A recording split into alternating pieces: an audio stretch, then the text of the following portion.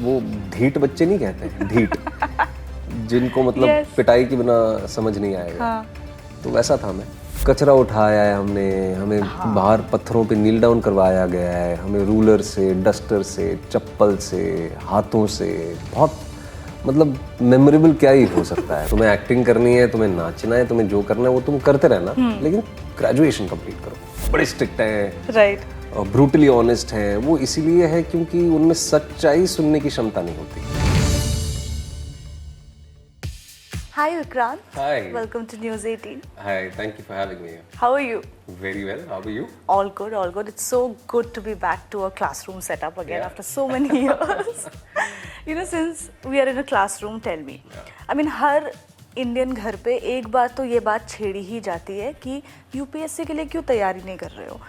घर पे कभी हुआ है ऐसा? नहीं यार, मुझे बहुत लोग पूछते हैं ये। मेरी खुद की रुचि थी। हाँ. At much later in life. Okay. I'd already started working, और फिर दोस्तों यारों की वजह से and because of work when I traveled up north, especially, तो वहाँ मुझे पता चला कि यार ये यूपीएससी क्या चीज़ है. But a lot of it also depends आपके घर के माहौल पे, because मेरे घर पे कोई सरकारी नौकर था नहीं, तो प्राइवेट में ही काम करते थे. मेरी पूरी फैमिली में सभी प्राइवेट में काम करते थे. तो कई बार ऐसे होता है कि अगर आपके फादर या मदर सरकारी नौकर हैं तो वो एक घर का कल्चर बन जाता है. Right. आसपास True. जो सोसाइटी का माहौल होता है जहाँ पर रहते हैं, तो वैसा मेरे आसपास था नहीं. पढ़ाई का भी प्रेशर ऐसे कभी था नहीं. My parents were very lenient. They were like कि ठीक है, ग्रेजुएशन तो करना ज़रूरी है. एक बेसिक मिडिल क्लास फैमिली का जो माइंडसेट होता है कि ग्रेजुएशन कर लो, डिग्री ले लो, एक डिग्री ले लो, ताकि कल को नौकरी मिल जाए ढंग की. तुम्हें एक्टिंग करनी है, तुम्हें नाचना है, तुम्हें जो करना है वो तुम करते रहना, लेकिन ग्रेजुएशन कंप्लीट करो. बट या यूपीएससी के बारे में हमें इतनी जानकारी ही नहीं थी. एंड आई थिंक मुंबई में पॉकेट्स हैं जहाँ पे यूपीएससी का क्रेज है. But I think because it's such a dynamic cosmopolitan city, a lot of it is people focus on private jobs. Right. That's true. Let's talk about Vidhu Vinod Chopra, sir. Yeah. The perception that we as outsiders have of him is that he's very strict, he's very brutally honest. That's true. That He's is right. very brutally honest. Yeah. Also, I've heard that he can be quite a taskmaster on set. How was your experience? I agree with everything that you're saying. He's a taskmaster. His standards of good are very high. Because general standards of good are very low. And he's not strict. I wouldn't call him strict. I think he's equally fun. I think when you sit with him and chit chat with him, I think he has the most infectious laughter. But if I am to put it in any other way, he's like a child. He will call a spade a spade. Yeah. और लोग कहते हैं कि वो बड़े strict हैं, Right. Brutally honest हैं. वो इसीलिए है क्योंकि उनमें सच्चाई सुनने की क्षमता नहीं होती. मेरे साथ ऐसा नहीं रहा. I think we complemented each other really well as actor director, and as people also we get along really really well. He is definitely someone who's added so much of value in my life. That's Not just as nice. an actor director, as a person. I know him long enough to sort of know the kind of person he is. So in a room when he's called a spade, वो आपकी capacity पे depend करता है कि आप सच्चाई सुनने की कितनी क्षमता रखते हैं. और अगर नहीं रखते हैं तो आप फिर बाहर जाके कहते हैं कि अरे बड़े स्ट्रिक्ट है. बट वो आपके अच्छे के लिए ही होता है. Most of it is for your own good. Right. You just said that you have been knowing him for a long time now, Vidhu Vinod sir. What took you guys so long to come together for a film? I don't know. I really don't know. But I think I'm glad we did. I think we've come together for the right film. And better late than never at least ना. Absolutely. और मैं late भी नहीं कहूँगा. वो I think it's happened just at the right time. He walked into my life. अगर मैं अपने पॉइंट ऑफ व्यू से देखूं तो वो मेरे जीवन में बिल्कुल सही टाइम पे आए. एंड या I am really glad. I am really happy. Really really happy. That's nice. Vikrant, I think what also stands out about the trailer is that I have heard that you actually shot in real locations Yes. with real students. Yeah. Now that's something that doesn't happen every day. I mean, I have stayed in that part of the city. I know how. Oh, you lived in Mukherjee Nagar? Quite close to that. Oh. Yeah, in North Delhi. And I know, you know, the grind, the hustle in Mukherjee Nagar. वो It's एक like a अलग whole ही new world. एक अलग ही ecosystem है वो. है ना? Vikrant, you as an actor, when you interacted with that crowd, you stayed there for such a long time to shoot. What was really going on in your mind? It's like ऐसा लगा कि reality check मिला कि you know life is not so easy. काफ़ी चीज़ों को लेके reality check मिला, but I fortunately have lived that life of everyday struggle and I have retained aspects of it. Not that I try to, I think वो एक naturally मेरे और मेरी फैमिली में की है कि we've retained where we come from, you know. So entirely shock नहीं था, बट कुछ चीज़ों को देख के एक it was a jolt, you know, when you see students, जो हमने ट्रेलर में भी कहा है कि अगर एक एनालॉजी के तौर पे कहना हो कि लगभग 2 लाख हिंदी मीडियम के बच्चे यूपीएससी के लिए तैयार होते हैं, लेकिन हिंदी मीडियम में से कुछ 25, 30, 35, 40 ही सिलेक्ट होते हैं. बाकी जितने लोग होते हैं 1,99,970 वो रीस्टार्ट करते हैं. तो वो जो रीस्टार्ट करने की कैपेसिटी उनकी होती है. I've met people who've been there for 7, 8 years. I've even met people who have finished their entire quota of attempts and could not become an officer, but have dedicated their life to students there. वो वहाँ पे coaching देते हैं. Coaching देते हैं. तो एक अलग ही इकोसिस्टम है, as I said. You know, reality check बहुत चीज़ों को लेके भी था, but बहुत सारी चीज़ों के साथ, you know, reconciliation भी था.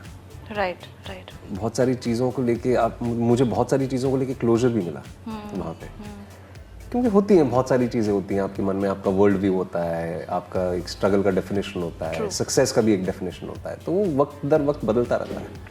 और काफी सब्जेक्टिव भी है. काफ़ी सब्जेक्टिव चीज़ है. Yes, absolutely, you said it. Yeah. Tell me something. Were you a good student? I was a good student, but I was also a very lazy student. मैं मार पड़ती थी कभी? बहुत स्कूल में.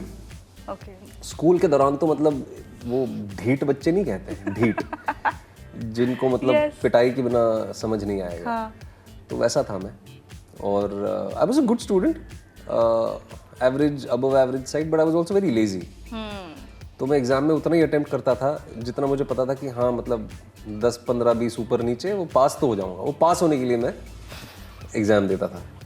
पता नहीं यार, अजीब ही था. Okay, so you know, I was reading one of your interviews, Vikrant. You said that I wish I had a longer student life. Yeah. You had to.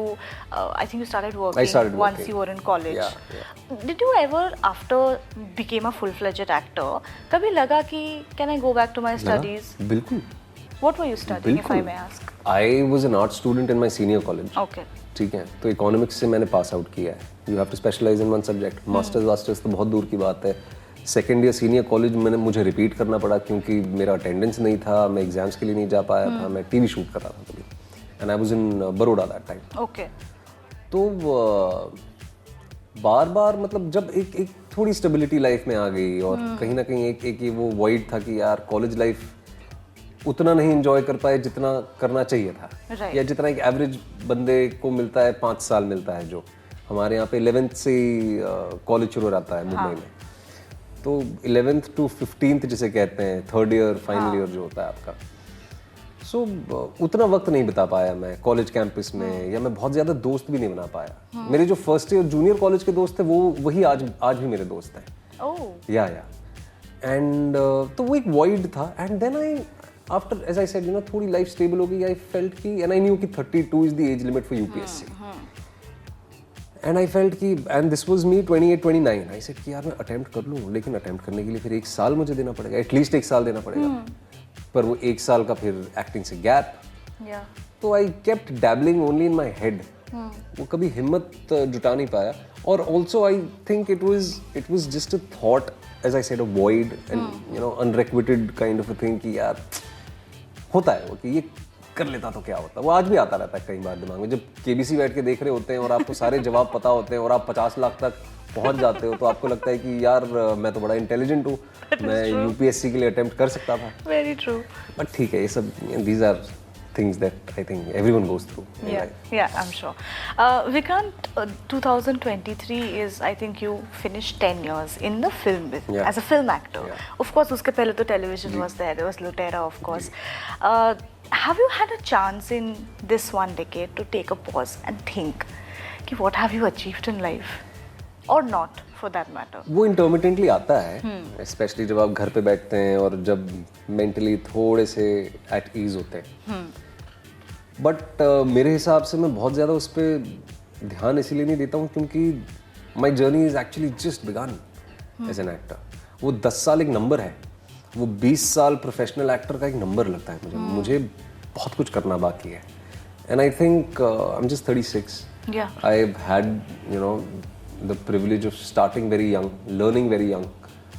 So I think कि assess करने की अगर बात होगी तो I think around 40s when I'll sit back and assess कि अच्छा 24-25 साल हो गए काम करके, वो एक milestone year भी होगा शायद, तो तब बैठ के करेंगे. अभी करते हैं बट लेकिन I still haven't achieved what I wanted to achieve 10 years ago. Okay. तो अभी वो भी बहुत दूर लगता है मुझे, तो समय है. Okay. जब वो मिल जाएगा तो असेस करूंगा शायद. Great, great. But okay, so we last saw you in there was Gaslight, and then there was sorry, I'm forgetting. Gaslight. Forensic was before Gaslight. Gaslight was the last Ha, one. sorry. There was Mumbai Kar. Mumbaikar. Yes. Okay. No, so what I'm getting into is the fact that both the projects they open to quite mixed reactions. Did it bother you as an actor? Make you think your choices? कभी ऐसा होता है? See, sometimes what tends to happen is you really need to, call a spade a spade. Yeah, it does affect you sometimes, but there are times when you know that people are reacting like this because it deserves to be called out the way it is. So a lot of the things are not in your hands. So you can just do as much. Right.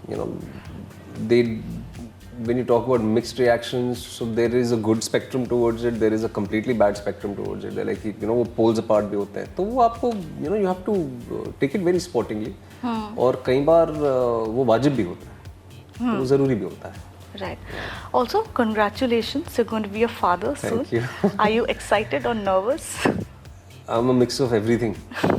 Yeah, I'm nervous, I'm excited, I fall short of words. I just hope everything just sort of nicely. Yeah. So what was your first reaction? Jumping or were you like overwhelmed? I was overwhelmed. Yeah. Very overwhelmed. I'm sure. Okay, so Vikrant, before we let you go, we'll do, since this is about education Okay. and studies and all of that, we'll go back to your school/college days, and you have to be very honest. Yeah, okay? yeah, I'll try. Okay, the funniest reason you ever bunked a class for? To go and play cricket.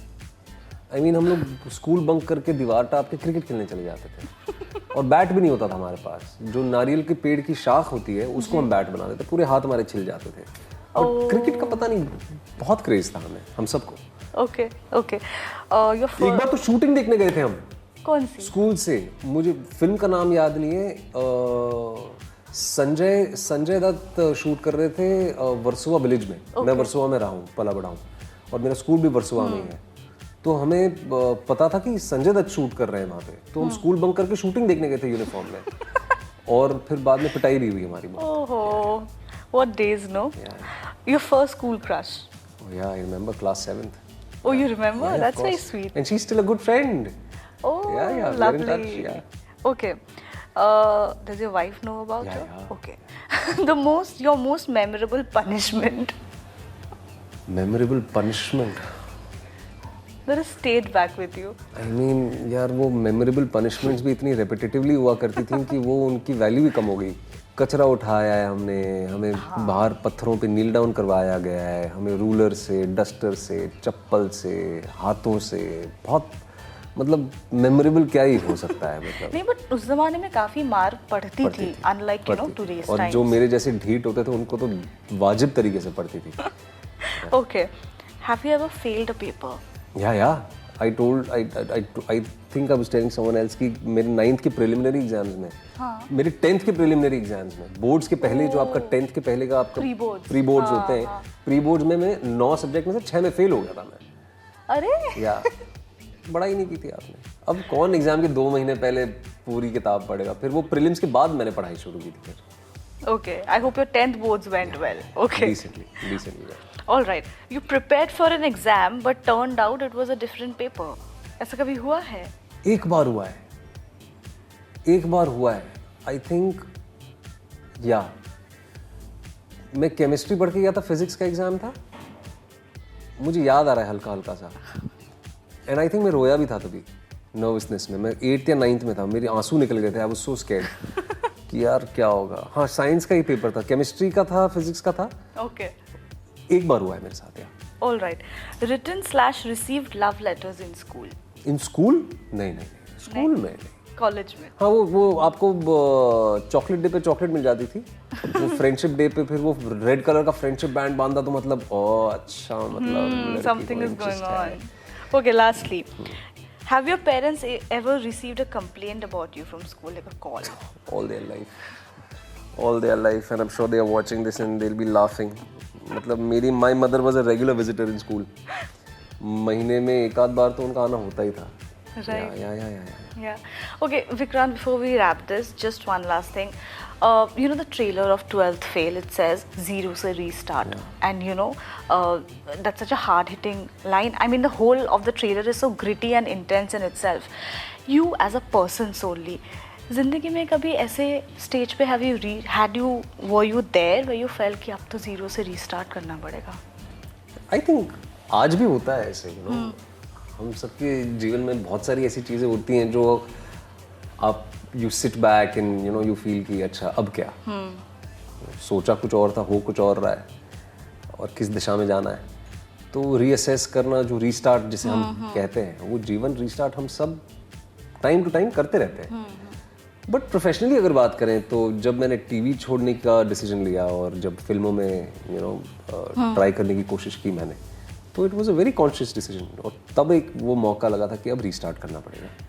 अब आपको लाखों रुपए नहीं मिलेंगे, अब आपको शायद you know अपनी सेविंग्स पे 2-3 साल निकालने पड़ेंगे, and monetarily it really matters. Of course. It really matters because here you are leaving huge chunks of money and a well-established television career, and you want to restart, wherein you will have to actually restart even monetarily as well. Yeah, from the scratch.